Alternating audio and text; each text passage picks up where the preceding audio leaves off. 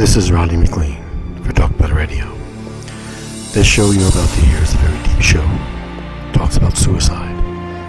And anyone that has gone or experienced anything in that realm, our condolences are with you. Our mighty prayers are with you. And we salute you and all of you that have taken on such issues and help your family members, friends, cousins, strangers through any difficulties they may have had. We don't take this lightly. We love you and we thank you for everything that you have gone through. This is Ronnie McLean for Talk Better Radio, and thank you for being here.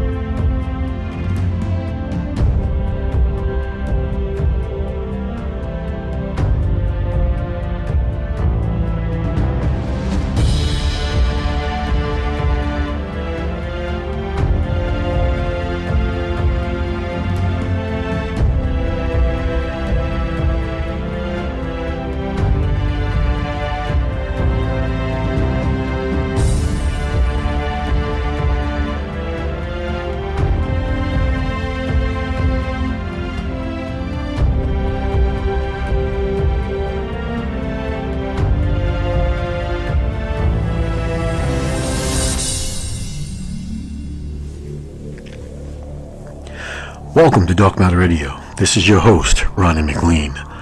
It is gladly a pleasure to welcome each and every one of you that are signing up for the A New Thunder Inner page. We really do appreciate that.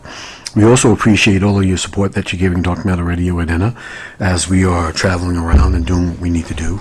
We're doing the show live right now from Mesa, down here in Phoenix, Arizona area. And we want to talk about a lot of different things that are going on all around North America, particularly in the United States, dealing with the conversations that really concern us most. So, as we know,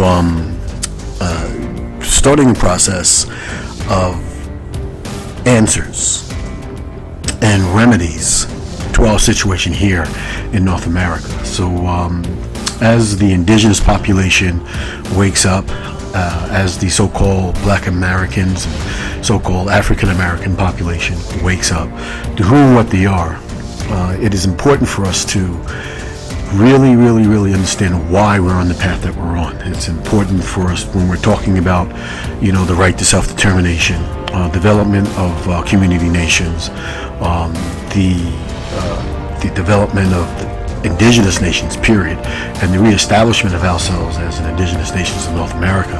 And as we're moving forward with that process, looking at all the things that we're looking at, we have to make sure that we know why we're in this game, right? And it's not about me, it's not about leadership, it's about us as being of people, So right now,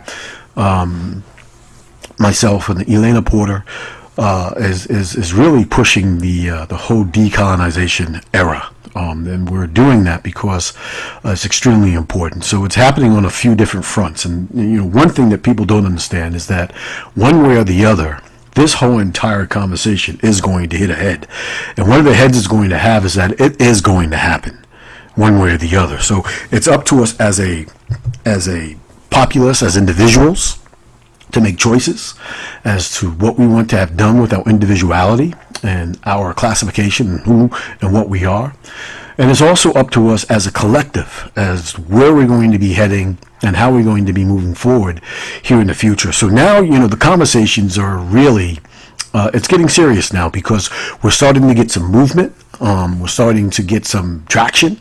We're starting to get some attention to the things that matter to us as a being of people. Most, and there's a lot of people out there that are not happy about it, right? And they want to try to, put cold water on a lot of different things. So, and that doesn't matter to me, because what happens is that we all as individuals at some point in time are going to have to decide for ourselves what we want to do with our own personal sovereignty, right? And that's one of the things about the Decolonization Act of 1960. It gives you a right to be able to classify yourself to who and what you want to be, right?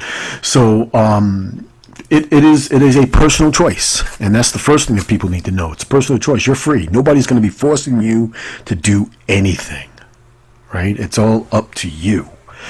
But in this show, I really do want to make sure that we understand what's at stake. In some preceding shows, because we're going to be talking tonight about suicide rates in North America. We're going to be talking about suicide attempts, and we're going to be talking about our young people, and the growing concern about their mental health, spiritual health, soulful health, and physical health, and how they are committing to the attempts of suicide and committing suicide as a very, very, very rapid rate. We're seeing shows. We're going to get into the gun violence and how that's killing a lot of our people. We'll get into a lot of the things that are very, very, very concerning, because we have to make sure that when we're picking our leadership, we're picking our leadership right. We have to make sure that in our little individual areas, in our large individual areas, we are picking people who are going to be able to make sure that they're going to be able to bring a cohesive unit together, not only together, but be able to bring us into the right direction. And this is one of the things about the whole entire decolonization, right to self-determination, and all these kinds of things that are moving us forward. It is not the particulars of the words. It is what's inside of the development of making these things come to pass, right? One of the reasons why we have political parties is because you get a group of people that get together, and then what happens is that you have a campaign to become a senator, the campaign to become president, the campaign to become governor, an assembly person, whatever the situation may be. But you have to go through this campaign. The reason why you go through that campaign is so that you can begin to start developing the engine, the machine, the personnel, the processes, the procedures, as to how things are going to be running when you're going into the general election. And the reason why you have a general election is because now you can take that same process and that same thing that you had developed in the primary and move forward as a cohesive group with solidified ideas, right? And with a command structure and with people that know what's at stake and how to move forward. You take that into the general election. After the general election, you win that election, and now you have what you need to have in order for you to be able to govern. So the processes that we're going through right now, and this is why it's not about any individual. This is why it's not about any individual chief or anything like that, right? It's not about one group. It's about us as a collective putting in the mechanisms that we need in order for us to be able to govern ourselves. So when the time comes, they won't be choosing our leadership. We will choose our own leadership and a way of being able to administer the remedies for our people. Because as you know right now, they're already talking about, reparations is due to quote unquote black people, which automatically cuts you out, right? Reparations due to African Americans, which automatically cuts out the independence of the so-called American Indian, the original indigenous being, right? So they're already in the process of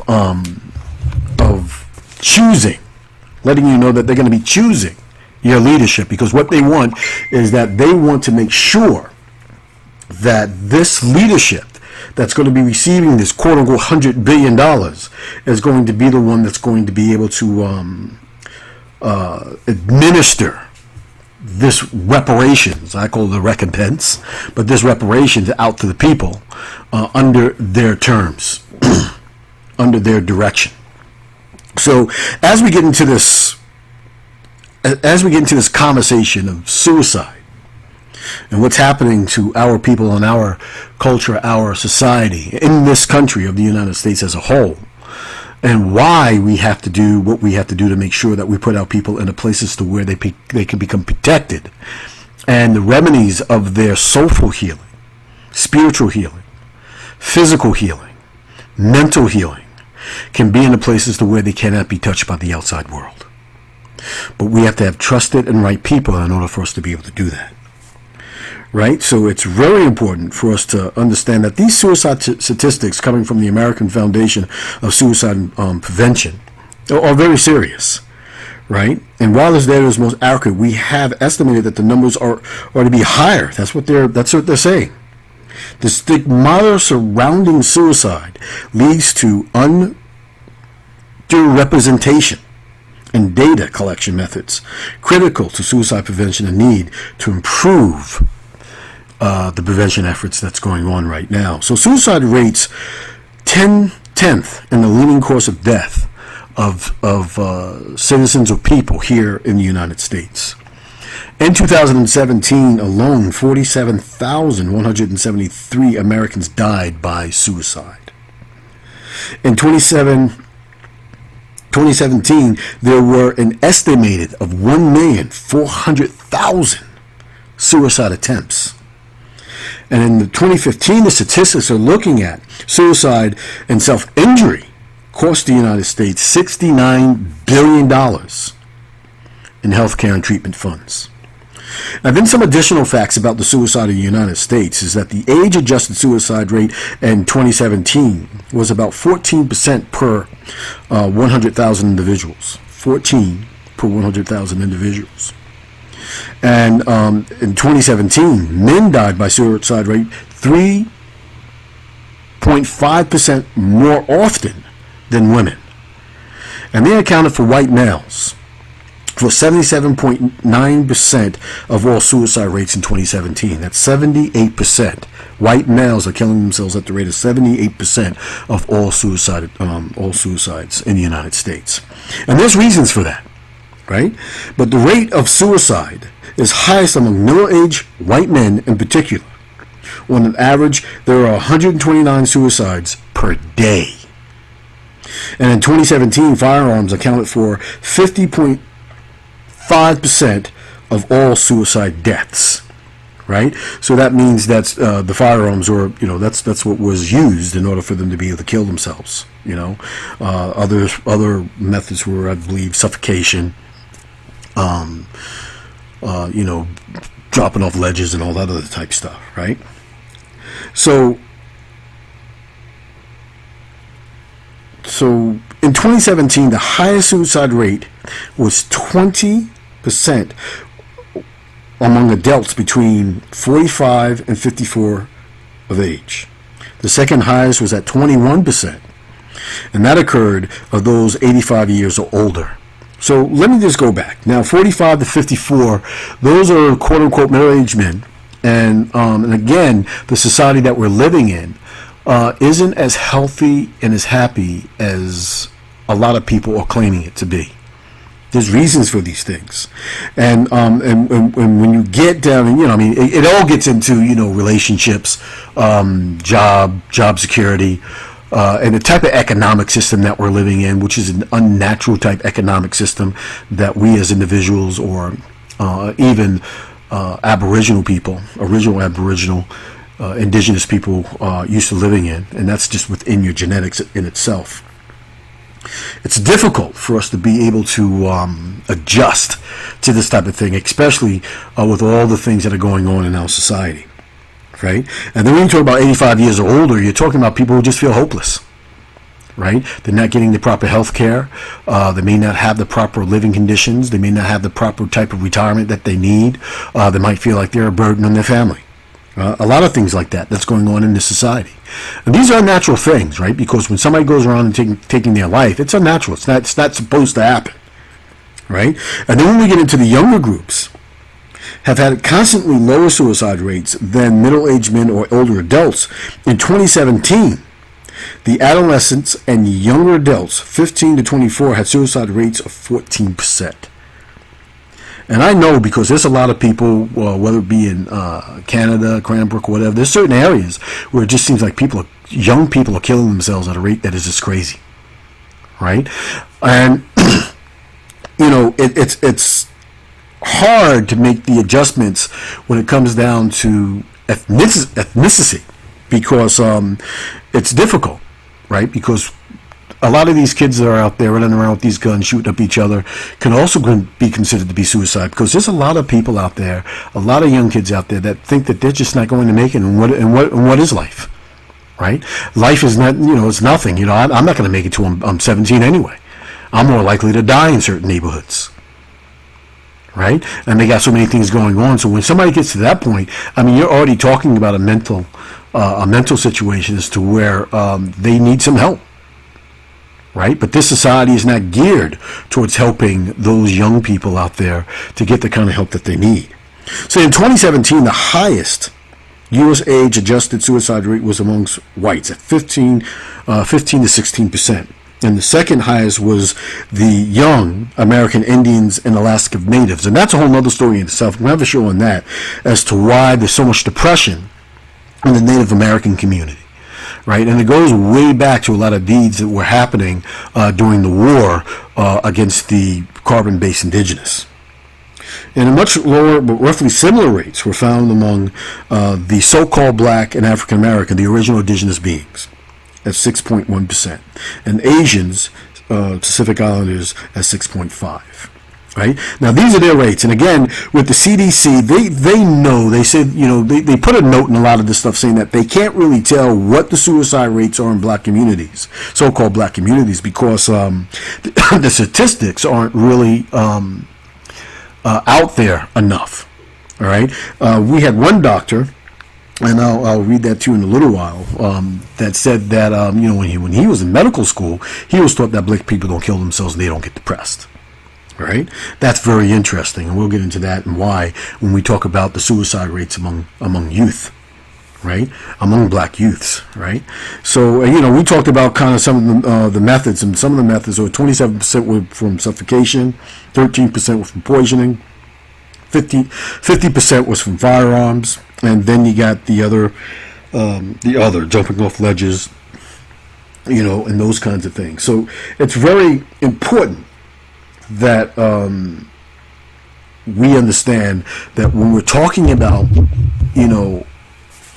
a mental illness, when we're talking about societal illness, because again, I have to relate everything into society. I have to relate everything into our redevelopment as beings of people, right? So that's at a massive scale.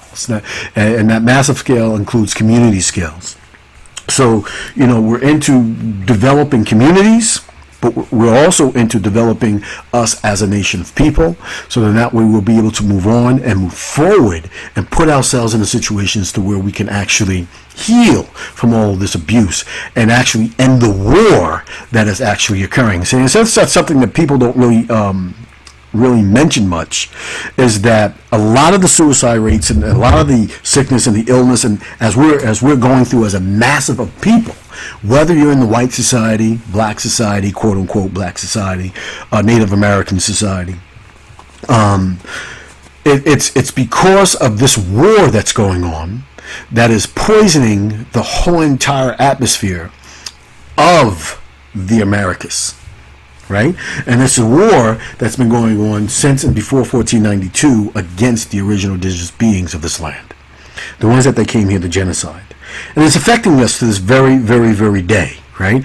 And even though they said that they ended slavery, it wasn't that they ended slavery, because it was more that we were prisoners of war, forced into camps, prisoner of war camps, and then forced into free labor camps, raped, and a whole bunch of other things as the war was continuing well into the 1900s on this land, by the way. There was a lot of mass killing, mass murderers, a lot of mass graves and stuff like that were happening all over the place. And you don't have to go any further than, when you start looking up Nance, the punch bowls and all that other type stuff, where tens of thousands of people were dying at a clip, right? So when you get to this point and you begin to start understanding why the people like, Kerry Davis, is out there trying to say certain things where, in terms of who and what you are as beings of people, they're trying to wake you up. Why Phoenix Moon is, as a young Aboriginal indigenous female, is waking up a lot of people in the female community, in the community at all, as a whole, and taking on the Pan-African movement and stuff like that. Why it's so important for people like Sister Korea, who's out there trying to do Aboriginal healing, or doing Aboriginal healing, and trying to put all those things together. Chief Ganesh, and you have Chief Betty, and you have Chief Warhorse, and Chief Bluefeather, and you have a lot of the newly installed chiefs that are coming around now, that are trying to do things to be able to improve the condition of the people in their area.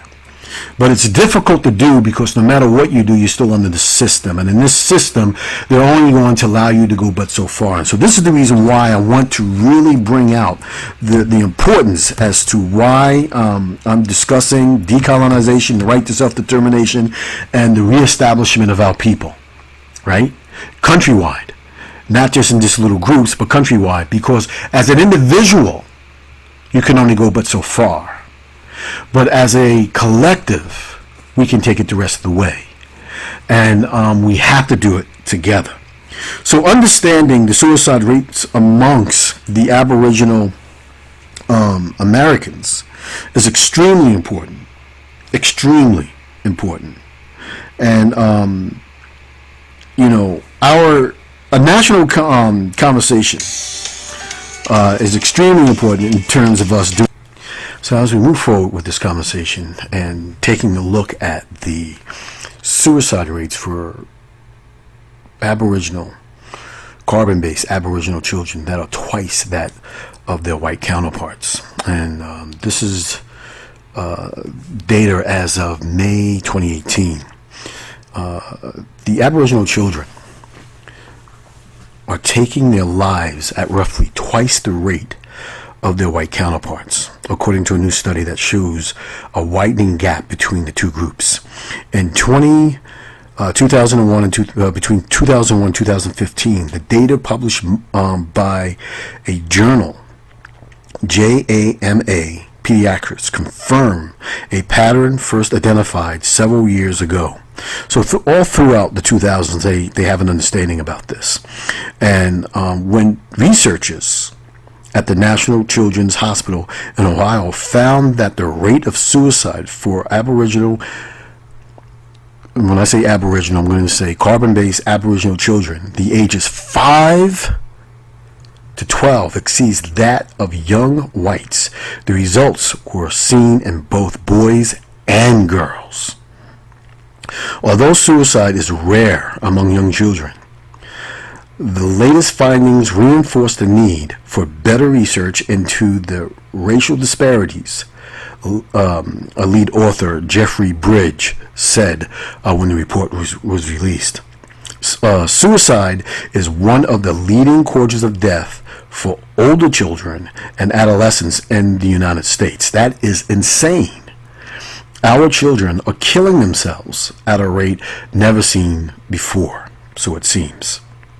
So he goes on to say, we can't assume that any longer that white individuals, well, let me say that all over again. We can't assume any longer that suicide rates are uniformly higher in the white individuals than in black, said Bridges, an etymologist who directs the Center for Suicide Prevention and Research at the Columbus Hospital.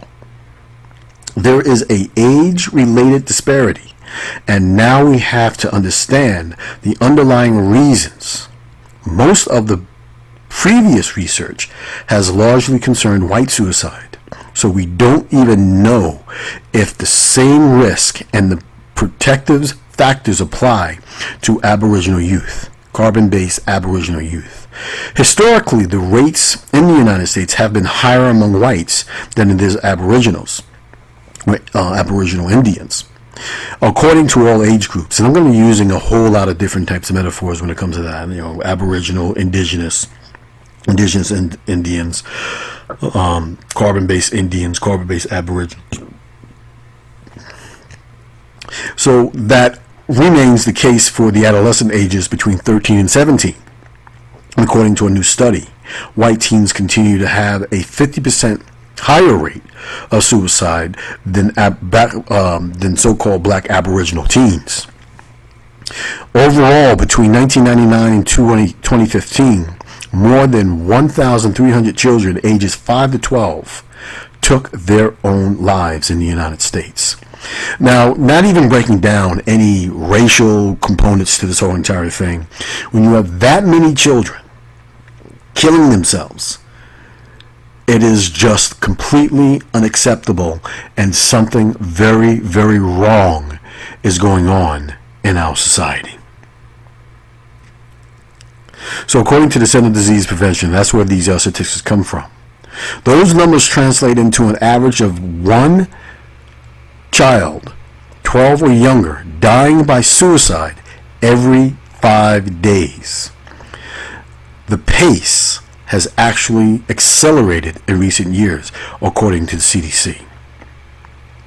So it's mind-numbing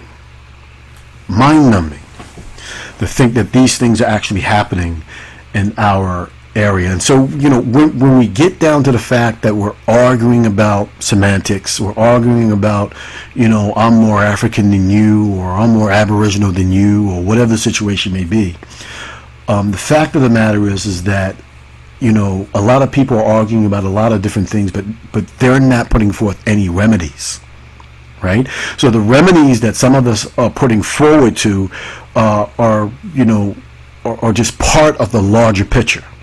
So when we do talking about the right to self-determination, that's where we really need to get to.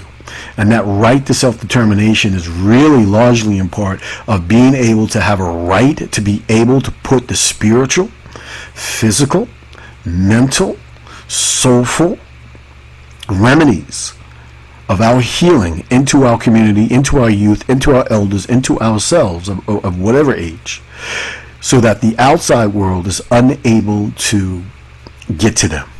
Now, I'll tell you a story. When I was in Roosevelt, and I was the commissioner of the fire department over there for about 7 years. Panel of 7 people. And then what was happening is that the Roosevelt School District was under fire by the state of New York. And so what we tried to do with the Roosevelt Fire Department was put in some things where we can actually have training programs where people will be able to get firematic training and do things that were going to be helping the youth to be able to be trained to become firefighters, so that they will be able to take the city, state test, or whatever, federal test for different type of fire department jobs. So we're working directly, hardly with the school and everything like that, and getting these programs into place, showing them that we are really moving forward with a program of actually helping out people. But the state of New York really, the educational department really wanted to take it over. So one of the emergency sessions, I was elected to the Board of Education, and again, all for so much of a brief time, as we began to start working together and putting a lot of these things into place. So even though we were making some really good headway there in Roosevelt, New York, the State Department came in and crushed everything that we were doing. We had absolutely no control over anything. They took over They took over the school district. And they took over the school district, and they began to start putting in charter schools and a whole bunch of other things owned by people outside of the community itself. And this showed me that the remedies that they put forth were remedies that really did more damage than good to our children population, and the adult population had absolutely no control over anything that was going on politically. Right, and at the time we had a black assembly person that was also in the area, in that area, and she was unable to do anything as well. So it's important for us to be able to make sure that when we begin to start doing this process, that we make healthy choices for us as a beings of people, as a whole, as a society, and to make sure that we're in a position to not to be interfered with when we're putting the remedies of trying to address some of these suicide things, some of these suicide problems that we have in our community, which is extensive. And you see, because when you look at the reason I'm reading all of the statistics is because it's important for us to know that the society itself is sick, right? The society itself is mentally, spiritually, soulfully sick. There's an estimate that there's more than 75% of the population of the United States in some way, some fashion, taking some sort of medication to help with their mental illness. And a lot of that is due to the type of atmosphere, spiritual atmosphere, soulful atmosphere that we're in this country. A lot of people don't realize that every city that they're living in, every county and every town that they're in, there are thousands of people that were killed on that land. Killed, obliterated, tortured, murdered, raped, and any other thing that you can think of that is just horrible. And there's also probably a lot of mass graves in a lot of these different places. And a lot of our Aboriginal, a lot of our when I say our Aboriginal, a lot of our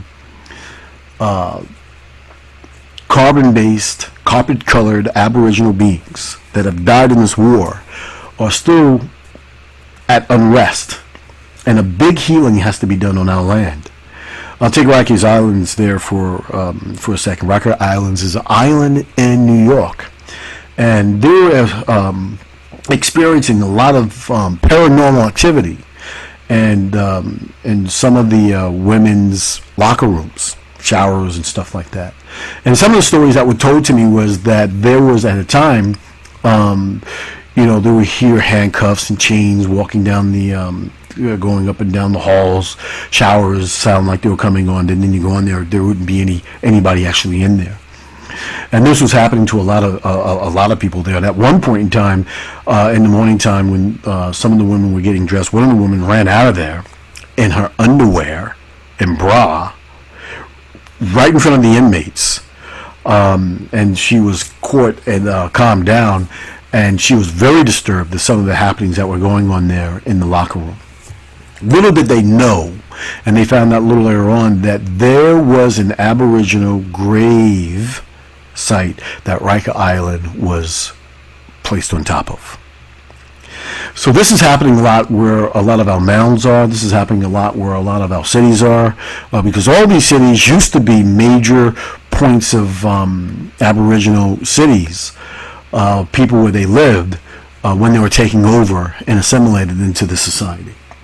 So there's a lot of things that are going on that we need to understand in terms of our healing, in terms of who we are as beings of people, and we have to take action, some sort of action. And I can feel the vibrational presence of the ancients, of the ones that have died in this war, reaching out right now, because we are at a pinnacle in history to do something that the universe has opened up doors in order for us to be able to walk through. And if we don't take that right turn, if we don't take that right door, if we don't do what we really have to do in order for us to be self-sufficient, independent, and free from fear, from this genocidal society, we will not be able to release those souls that have died in this war, and they will be forever encapsulated and trapped in torment around us. And we're going to have to live with that with this generation. And this is the reason why I'm bringing up these suicide rates. Black male suicide rate is at the highest rate it's ever been since they've been recording it, right? And when you take into the account our societal situation and how our societal situation is turning genocidal amongst ourselves, it's crazy, because now you have more black children, you have more Aboriginal children, more carbon-based Aboriginal children turning against each other in these neighborhoods such as Chicago, Baltimore, certain places in New York, California, and killing each other at exorbitant rates. Exorbitant rates. Did a show on that. We'll do a follow-up show on that as well. There's more statistics. So it's important for us to understand what's happening out there and why we're doing what we're doing. And when people begin to start, going against certain things, it's not that we have all the answers, but what we're doing is a very well thought out, concise plan in order for us to be able to be free. And like I said, decolonization is only part of it. It's part of the systematic development of our people to get us back to where we need to be as a whole. So it's not the end all and be all. And then people start complaining about, the UN is this and UN is that. And it's not about the UN. It's about the process that we have to go through in organizing us as beings of people, as a collective. Right? A lot of individual pockets, a lot of individual problems, a lot of community problems all over the place, different. But, once we begin to start taking control of this in a cohesive, organized way, then we'll be able to get ourselves back into a situation as to where we could become us again. We could become our own beings. We could begin to start healing. Right? We could begin to start healing. And that's what a lot of this is all about. To begin to start healing and being able to make this transition into what they are now calling carbon-7 beings. And if you haven't heard about that before, we're carbon-12 beings. And a lot of this is all a part of being able to do what I'm just getting ready to talk about, right? This is majorly important. It's not about just becoming a chief or, controlling the area that you're in. What you're doing is helping the universal process of us making a transition into a carbon-7 being. From a carbon-12, 666, 6 electrons, 6 neurons, 6 proton. Carbon-12, which is what we were on the hardcore before 2011. 2012 was the beginning of the process, was the beginning of us entering into this new age. So all the Mayan calendars and everything else like that we're talking about. It wasn't talking about doomsday. It might be doomsday for certain people. It might be the end of the line for certain people, because a lot of people would not be able to make this transition to a carbon-7 being. Right? This is the reason why your pineal gland needs to be open. Right? The eye of the third eye, as they call it, your pineal gland needs to be open. This is the reason why your soul needs to be intact. This is the reason why you need to be at peace. This is the reason why you need to collect the proper spiritual energy to put into all your chakra points. So then that all your energy nodes and nodes that collect all the energy from outside in the universal consciousness is able to get in and exercise your body in the proper way. We're not just talking about, decolonization here. We're talking about the process of helping ourselves, prep ourselves to become the being that they talked about in the Bible, in the glorified body. We're talking about what they talked about in the Bible and the Quran about having this new earth that is ascending upon us. And in order for us to be able to live in this new earth, we have to be able to make these transitions and these changes. And the best way for us to be able to do it is to make sure that as many of our people are able to do it, is to make sure that we place ourselves in a position as to where we're able to do it without outside interference. Now, a lot of people, what they're asking is that they want to take a way that's comfortable for them because they're comfortable. They're in the system, they're part of the system, they're joining in the system. But, doing that gives them exactly what I described about Roosevelt, New York, and their school system. And a lot of other school systems around the United States. No matter how well you try to do for your people, they can always come in and stop it. You're part of their system. You're part of their supremacist system. Some people call it white supremacy. I have a different adjective about that only because I feel it goes longer than that, but you can call it a white supremacist system. But you're also part of the structural abuse and structural violence system, which encapsulates everything else. Because we have a lot of dark forces that are all around the place that are trying to do a lot of things to keep the original, carpet-colored, aboriginal, indigenous people in line. And this is why they employ a lot of people from the entertainment industry, the political industry, the business industry, to help do that. But we have to be able to make some very serious decisions as to what we want as beings of people. And again, this all goes into free will. The universe has opened up the door and is allowing us to walk through if that's what we want. Now, to deal with all these suicides and all this killing and all this horrible, terrible stuff because of the economic situation that we're in, it's an unnatural economic system. You're not supposed to be in constant stress 24 hours a day, 7 days a week. You're not supposed to be in this kind of stress. It's unnatural for you. It's unnatural for your genes, and it reverberates all throughout your whole entire system.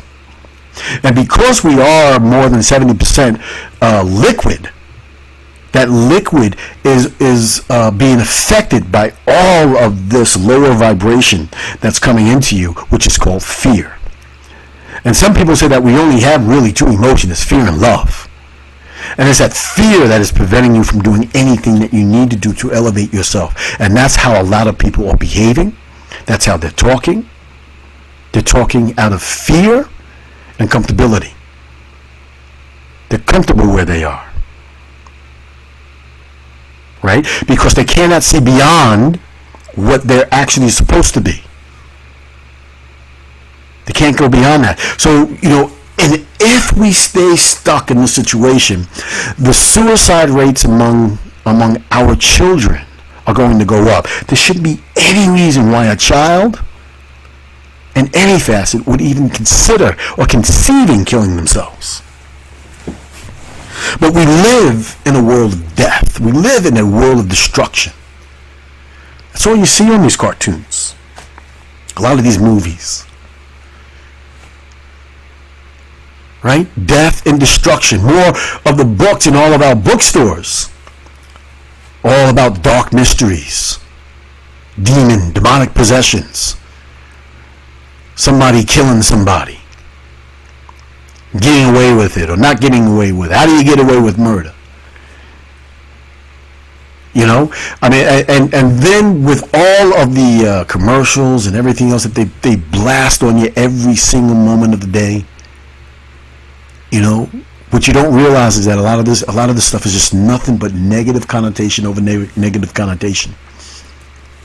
And it pushes you in a state of worry. So when you're between the ages of, I would even say for our people between the ages of 20 and 50, and even higher, when you're trying to make that job, make that work and everything else like that, you're panic stricken every single day that you go in there because there is no guarantee that you're going to be able to keep your job, especially in the right to work state. Panic stricken. Will I be able to pay my bills if I get fired? I only have one source of income. Do I have enough education?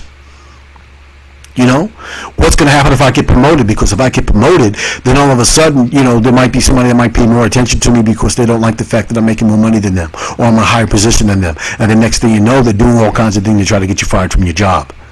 So that one little promotion, you would have probably been better just being, that broom sweeper. And in a lot of places, that's how they look at you.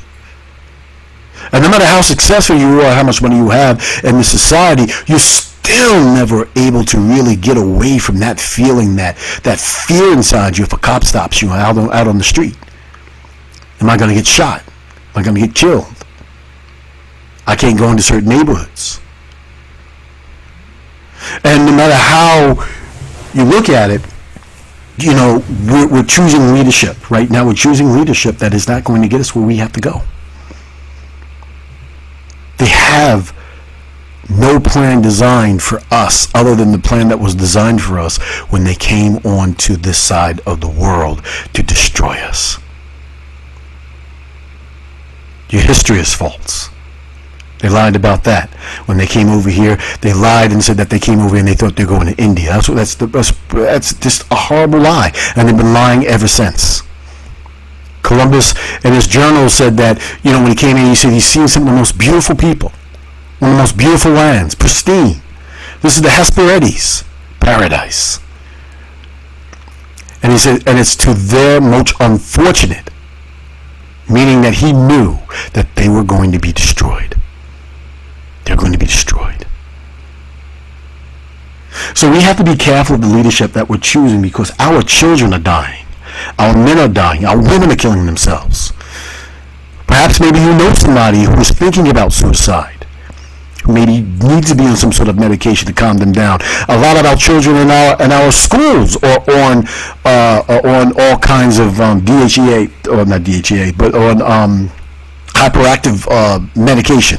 And a lot of this hyperactive medication are causes of suicide, or gives you suicidal tendencies. Suicide is no joke. The way that the mind cycles constantly, rolling over and over and over again about all the different fears that you might have and how you're going to be able to get out of it. And for a child to have that type of mentality, you know that there's something desperately wrong about what's going on in our world. And it has to change. This is why, people are waking up. This is why in this age that we're in, of so-called enlightenment, consciousness, we all have a feeling that we know that there's something is amiss about what is going on around us. But we have to listen to the words very, very, very carefully when people begin to start saying things that are going to keep us underneath a system that is geared to genocide us, steal our organs, and use us for their pleasure. Ingrained into every fiber of your chromosomes, of your genome, is everything and all the information that has been stored about what happened to our people. And then you wonder why, a lot of our people have a lot of, amnesia. It's forced amnesia. Because they don't want to talk about, because a lot of people were alive. Your great-great-grandparents, your grandparents, great-grandparents, their parents were alive, and they're seeing a lot of this war taking place. Because a lot of this war really didn't end until well into the early 1900s. And it's still going on today. They never ended the war against our people. And that is one of the first things that has to be done. And this is why I say, when people get asphyxiated on just decolonization, that's only part of the whole entire plan. There's a whole plan that's in place here. That's only just a tiny part of it. Because decolonization means absolutely nothing if a lot of other pieces of the plan is not put in place. It's not installed properly. Right? Because you can still decolonize in a lot of different ways, especially in the new ways that they got coming out here, right? 2007, 2016, and all this, all this American Indian stuff, Protection Acts and stuff like that, World Aboriginal Protection Acts and Indigenous Protection Acts. Everybody's indigenous now. There is no separation, and you don't know who's what. This is another way of having us assimilated into the general population, because before they took us out of it, and now that we're placing ourselves back into it, they know that all this is coming. Now everybody's indigenous. Everybody's Aboriginal. There is no real different meaning between any of the words. It's just a matter of choosing what you want to take. And all of a sudden, all the natives are gone. The only ones that they're calling native are Native Alaskans. That's pretty much it. Everyone else is indigenous, Aboriginal. So that's why I say decolonization is only part of it, because there's another whole part in terms of us actually getting ourselves and healing, putting ourselves in a position to be able to heal. And we need at least 50 years of uninterrupted healing in order for us to do that. And while we're doing that, we're making this transition from a carbon-12 being to a carbon-7 being. Look it up. Look it up. You're going to 6 neurons on one side, 6 neurons on the other side. The polarity is there. And then the 6 electrons on one side, six protons on the other side, and 6 neurons that is usually signified by the crown on your top of your head, forehead, whatever, is going down to 1. Making us carbon-7 beings. A lot of our children today are already most likely being born that way. A lot of them, they call them indigo kids and all this other type stuff. Right? And they wouldn't tell you that. because you're actually carbon. They don't tell you that either. You know, there are different types of what you would call melanin, and we don't really need the melanin process in order for us to get the type of carbon that we need in order for us to be able to survive, because that carbon regulates everything. Melatonin, everything, all the chemical processes is regulated by the carbon that comes out of our skin, which they call melanin. And there's different types of carbon, right, that are transitioning into different types of melanin. Well, if you want to call it that, right? Because we're carbon-based beings. We're selenium-based. Our carbon is based in selenium. Our melanin is based in selenium. Theirs is a sulfur base. They don't tell you that either, right? Our vitamin content and everything about our content in our cells is much more dense. And this is why the medical system doesn't really work for us. We're sick people because they're judging us on the lowest form of quote-unquote melanin, which is not even carbon, real carbon, that there is. And they have absolutely a lot less vitamin content and a lot of stuff in their system. Even the melanin that they do produce is a folded up type melanin, where our carbon-based melanin, our selenium-based melanin is actually laid out where you can see all the different patterns. Theirs are folded up, and you can't really see all the patterns. Lots of differences, which means that the medicine that you take, the food that you eat, it should be different. It is different. Right? But now we're eating a lot of synthetics, a lot of GMOs. We have to get ourselves in the positions where we're able to take care of our whole entire mindset and be able to begin to start healing our lands. That's the reason why we put out that ceremonial video. Right? We put out the ceremonial video in order for us to be able to have an understanding on how to do it. We actually showed you the process on how to go about doing that, and also he also told you why they put up those crosses, why they put up a lot of these barriers. And now they're not only putting up the crosses, they're doing something better. They're putting up the 5G towers everywhere. And that's not only to cancel the energy going into our communities, but those are death rays that destroy everything. Mechanisms, mechanized. That's what it's all about.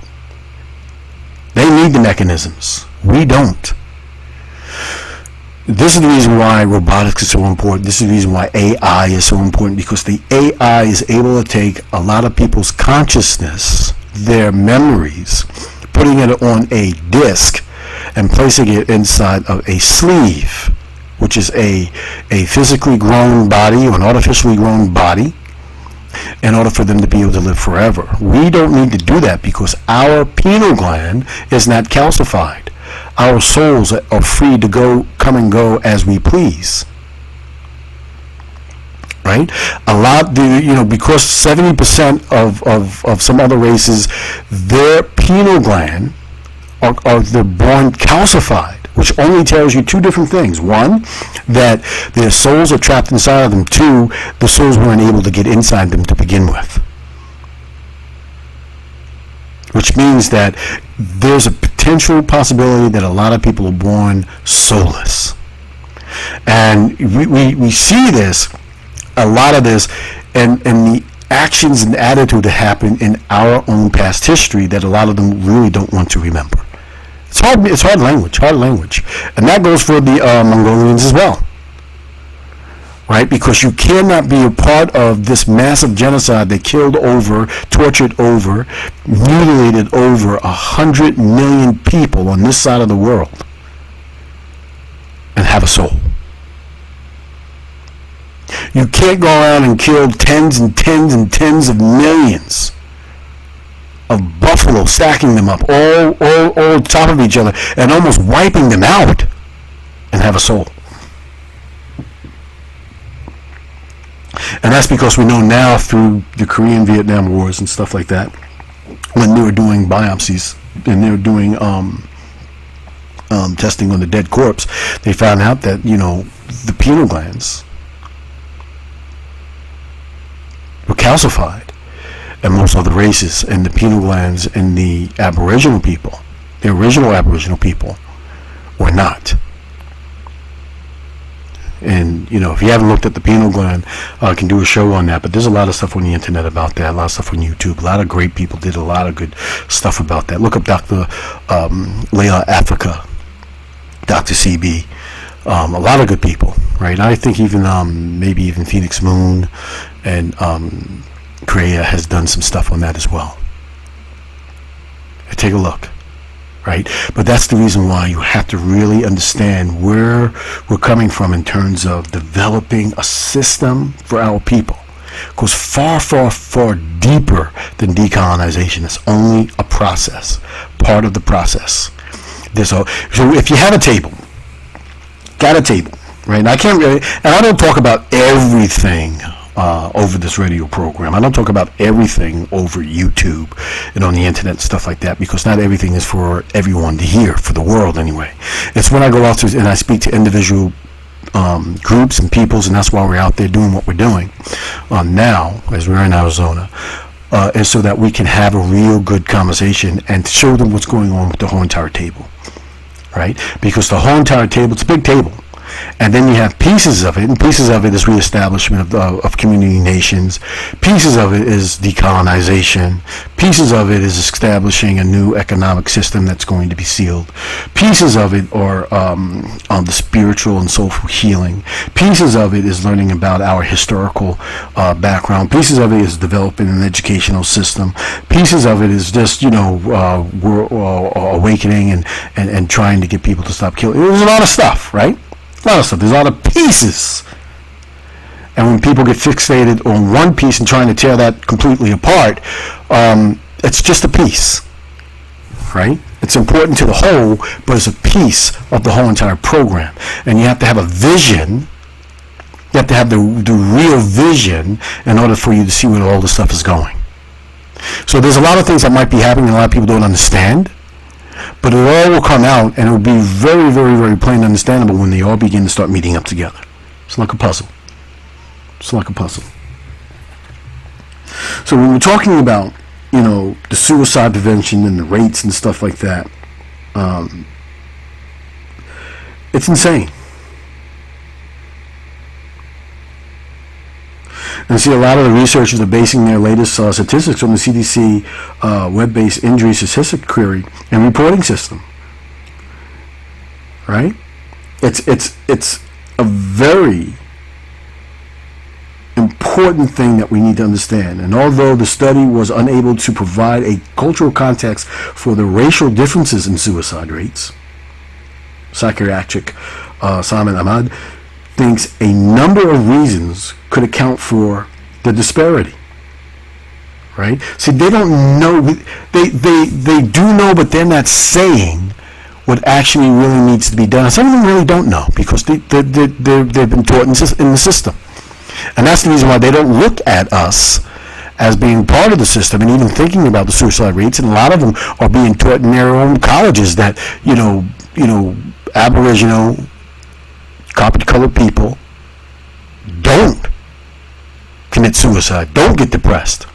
When I was taught by Ken Jenkins at Nassau Community College when I was there taking black studies, that you have to be almost you have to have some sort of mental illness just by the fact you're living in the United States and being quote-unquote black, Aboriginal, indigenous.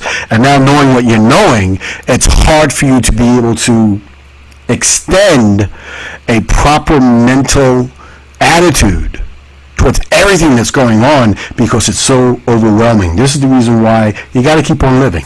You don't give up your birth certificate. You don't stop paying your taxes. You don't start doing this, that, and the other thing until a lot of these other processes begin to start kicking in and taking place. Right? There's a lot more to what we're doing than what meets the eye. Right? A lot more. Right? So, certain areas are getting faster than others. Other areas will lag behind, and that's because of the leadership that they have in their areas. And what I'm saying is that, search your soul and reach out and feel what's going on. Just don't start going with the wave, not my wave, anybody else's wave. Search your soul And in that, you'll have an understanding of what you need to know of what's right and what's wrong. You follow the vibrational fields that are around people, right? A lot of people clean themselves up. They look like they're the part, but you have to really take a look and see exactly how they behaved before then and what they behave now. And a lot of people do get healed, right? A lot of people do get healed, but a lot of people do get healed because they know this is a money situation here, right? And other people want the money to come to them and not to somebody else. All I'm saying to you is that you have a right to self-determination within inside of yourself. You are a self-sovereign being, and you are a part of the leadership. There is no leadership. We all are moving in the direction, and we're all part of the decision-making process. And that's who we are as beings of people on this side of the earth. Unfortunately, we do have to put ourselves in a protective situation in order for us to be able to heal. Because you can never heal while you're living with your abuser. We're going to have a show on that. You can never allow your abuser to have given you the remedy to your own healing. And that's what a lot of people are talking about when you read through the line. If I didn't sit on certain commissions and boards, and if I didn't do the study myself and write the research myself, there was a lot of things that people came up and testified on that I thought would be just 100% total fact and real if I didn't know what the truth was for myself. It's a real difficult thing out there. So this is it, The suicide rates amongst our men are high, our women are high, right? The suicide rates amongst our people in terms of our children are extremely troubling. And for our children to even have the concept of killing themselves is deplorable and disgusting, and that in itself needs to make you to think about where we're going, where we're heading, and who we're allowing to lead us and what we are allowing ourselves to be underneath. This is Ronnie McLean, A New Thunder, for Dark Matter Radio, and in live on YouTube. And no matter what you might be going through, no matter what you might be at, no matter what stage in your life you might be in, remember that you're going through the situation, you're not staying in it. And that there is a universal blessing that is based upon you, and that all of the cells that came together to formulate that special you makes you special in this universe. Makes you unique. There's a reason why you were born, a reason why you were here. A reason why that you're going through and experiencing the things that you are experiencing. Allow your pain to settle in and feel it.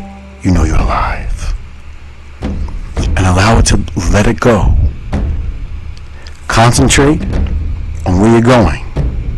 Understand where you have been. And allow the universe to bring you where you should go. And allow yourself to rise and become the being that you're supposed to in this world. And face everything that you're going through with a smile. Because you are unique and special. And are here in this particular world at this particular time for this very reason. Halito, Great Grand Rising to us all.